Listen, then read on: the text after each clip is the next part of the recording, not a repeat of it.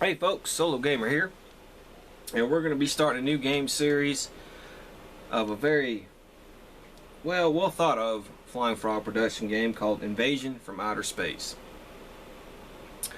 Now, as you can tell, I really love Flying Frog Productions. As a matter of fact, and this is just my opinion, they're my favorite board game company out there. They just are. I really like their games. I really like the theme of their games. I just really love their games. And so I had all their games, especially Last Night on Earth. You know, I've been playing that. And one day I was at my local gaming store, and I was talking with one of the guys who worked there, and we were talking about Last Night on Earth. And he said something to me. He said, you know, a lot of my people who come in here actually like Invasion from Outer Space better. So I said, huh, okay. So I ended up getting Invasion from Outer Space. I didn't do no research on it. Hell, it was Flying Frog. I knew what I was getting into. And this was the last Flying Frog production game I bought.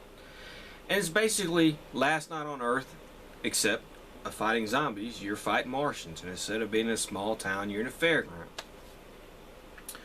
As a matter of fact, one of the most interesting things about this game is you can combine it with Last Night on Earth. You can mix and match boards. You can mix and match characters with a little tweaking. Hell, you can even have a big three-way. You can make a big city and have the fairgrounds part of it. And you can make a big three-way where you have the Martians versus the zombies versus the humans. And you can have the humans mixed up between Last Night on Earth and Invasion from Outer Space. Hell, Flying Frog even has a mini supplement where they have zombie Martians. So if a zombie bites a Martian, the Martian becomes an undead Martian. I really love that. I really think that's ingenious. And that's one of the things that makes Flying Frog so special. I mean, it uses the same game engine as Last Night on Earth. So combining them, anybody with any little bit of creativity or imagination can easily combine them and make a great mega game with zombies, Martians, and humans. This game plays a lot just like Last Night on Earth, except with a couple things that we'll go over. I do want to mention one last thing though about this before we start getting into the gameplay. This is the only game from Flying Frog that has no expansions, and I don't understand why. This game has been out a few years. It came out a little while after Last Night on Earth, and Last Night on Earth has a shitload of expansions, and this one doesn't have any. Now there are a few web supplement expansions, many things, but I mean no box, buy it, store expansions. And so Flying Frog, I'm making a personal appeal to you, Jason. Please, I know your hands are full with Shadows of Brimstone and Dark Gothic and all that. But the next game after those, please make another box expansion for Invasion from Outer Space. More tiles, more boards, more heroes, more cards, a few new mechanics. Please, I'm begging. Because this is a game that's worth it. I don't understand why you have kind of ignored it. You guys really have ignored this game. Did it not sell well or what?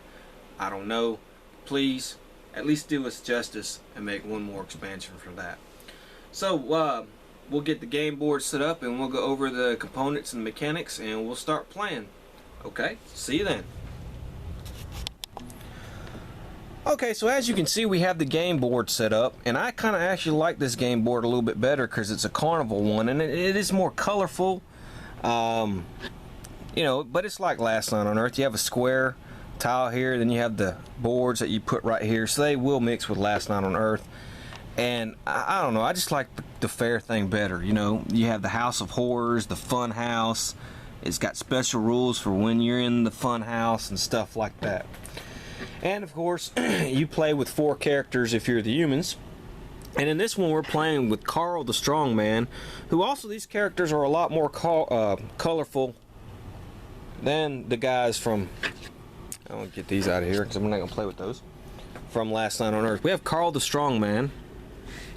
He has agility of 4. He starts at the arcade, so we put him over here at the arcade. There he is. And he rolls an extra fight dice. He may not use gun items, bash heads. When he wins a fight, may use a power token to do 1 additional move to a Martian in the same space. we have RJ Flanagan, the ringmaster, and here he is right here. He has agility 2. He starts in the big top, and he may add 1 to his move roll, and the leadership may use a power token to heal a wound from one hero in the same or adjacent space, including himself, on the die 6 roll of 3+, or a crowd on the roll of 5+. This may not be used during a fight or blast. We have Archibald, the trapeze, the human cannonball, I'm sorry. And this is him right here. And as you see, you got these little cannons all over the place. Once per fight, may reroll one of his fight dice. And it says, fire me. May use a power token while in space with a cannon to fire himself across the board as a ranged attack. Roll for distance using the cannon template and move to the target space. Any Martians landed on or hit on a roll of 3+, heroes there are ignored, then continue the turn as normal. And this right here is two-sided, and this is the cannon thing, so you would, you know, like, set this up with the cannon and fire, and if you rolled, that's where you would land. See these numbers here. And the other side of it is a death ray that the Martians will use, and they can fire as well. Then we have Angelica, the bearded woman. She starts at the House of Horrors, but that's not on here, so we'll put her in the big tent. And she gets a hero card because of that. Just like on Last Night on Earth, if you don't start and you're supposed to start an area, you get a hero card. She's crafty. When drawing a hero card, may choose to discard and redraw. Limit once. May use the talent of any other hero in the same adjacent spaces at the normal power token cost.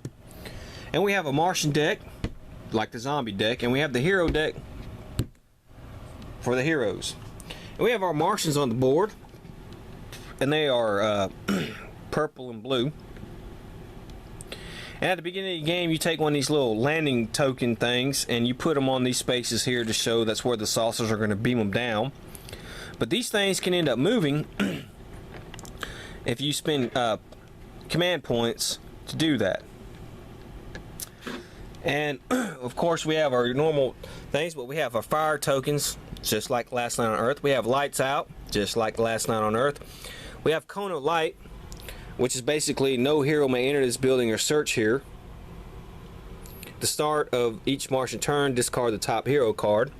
And we have crowd markers, and these things work like fire markers, but these are crowd markers, so you move them around the board. We have a track, just like in Last Night on Earth. And we have a pool of 18 Martians.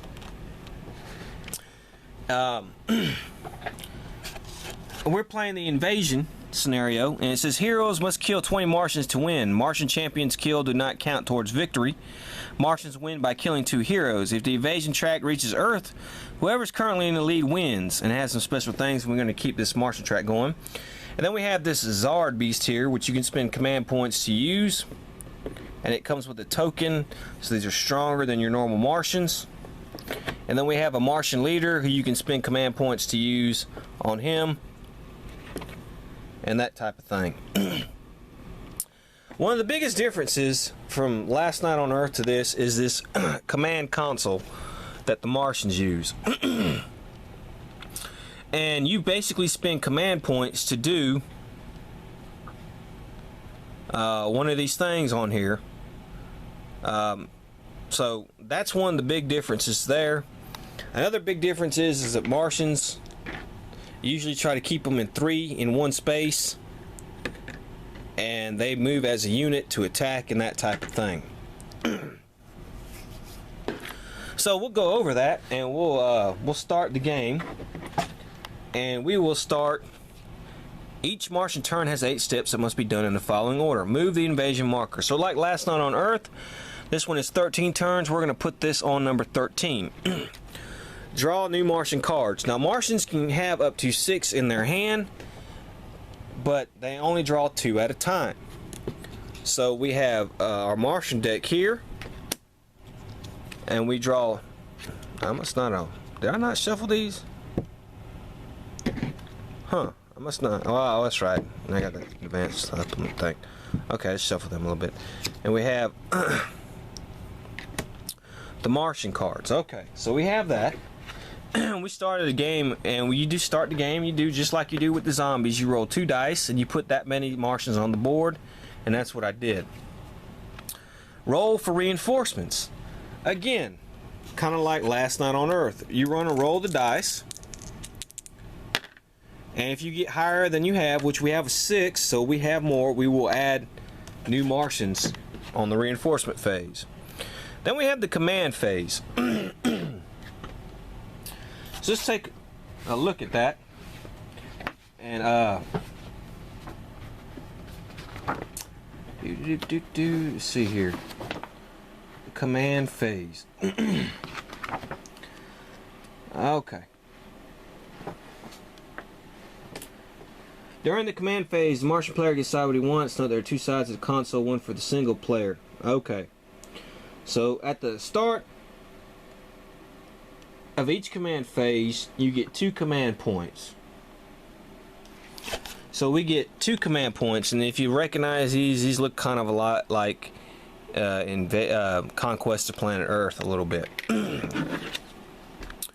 Okay, so we can take these 2 and we can spin these any way we want. We can immediate reinforcements, 3 Martians, call Martian champion, build Martian tech, move a saucer up to 2 spaces, and draw 1 Martian card. Okay, so we need to decide what we're going to do. So let's think about that for a second. Okay, so we can spend 1 command point to draw 1 Martian card. That's basically self-explanatory. We draw another card.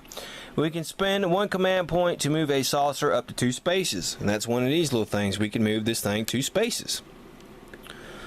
We can build Martian tech. Some cards, as you can see, like this saucer blast card, cost 1 command point.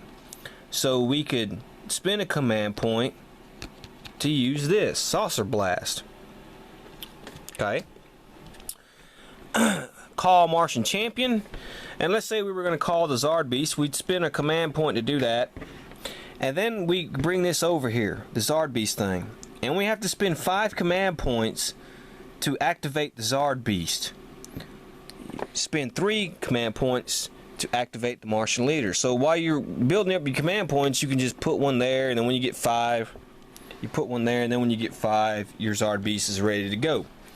So, and then we have immediate reinforcements, 3 Martians. We spend 2 command points, and we put 3 Martians on any one of these landing spaces.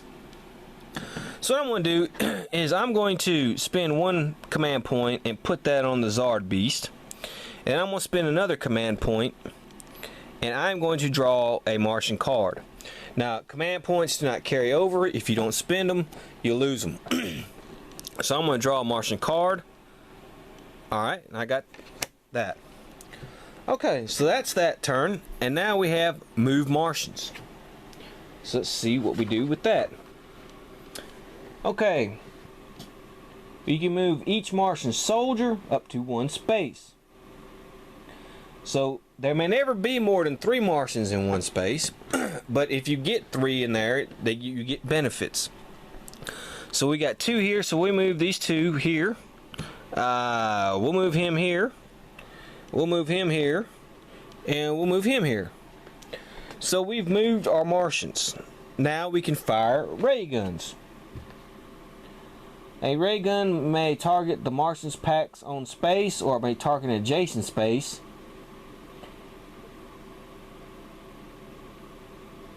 They must have line of sight. And this here is an adjacent space because there is a door opening. So he can fire on that hero. We're not adjacent to these guys, even though he does have line of sight. And then he, of course, you know, they don't see him and they don't see him. Okay, so what happens? Well, they can't split the ray guns up. So let's say you had another hero. Let's say we'll take this hero we had here. He couldn't fire here and he couldn't fire there. They got a target. See that he can't fire there and then he can't fire there. So they have to target the same space. Okay, so that's how that works. Alright, so how that works is you roll 1 die for each Martian in the pack. So we have 2 Martians, so we're going to roll 2 die. And the ray gun hits on a roll of 5 or 6. If you had 3 Martians in there, you roll 4, 5, and 6. But okay. Alright, we got 1, 6. Alright.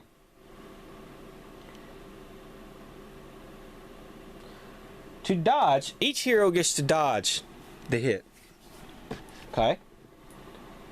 That must mean they have an agility test. Now our strong guy here has an agility of 4+. So we roll a die, and if he gets higher, 4 or higher, he dodges that ray gun attack. He did not dodge that ray gun attack. So guess what? He is going to take a wound. Okay. Okay. Then, if they're in the same space, they would fight the heroes, which they're not. And now we're going to land new Martians. So remember, we're going to roll a die to see how many new Martians come in. And we have 3 new Martians come in. And we're going to make us a little... We're going to make us a little pack here.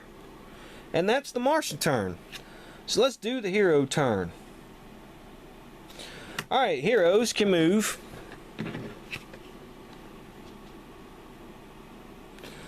Okay. Just like Last on Earth. They can move or they can search. Except you cannot search in the big top. So we'll start with the strong guy. We'll move him. And we'll move him 1, 2. We have the Ringmaster. He moves 3. 1, 2, 3. She can move 1, 2, 3. And then the human cannonball guy, he's going to search. So he can search the deck. Okay. And he finds his hatchet. So that's pretty good, a hatchet. Okay. Alright. Then you can exchange items. If you're with somebody in the same space, but there's nothing to exchange with these guys, then like Last Night on Earth, you can do a ranged attack. Which, this hatchet he could throw, but we're not going to do that. Okay. And then you would fight the Martians. And there's nobody to fight right now. And then that's it.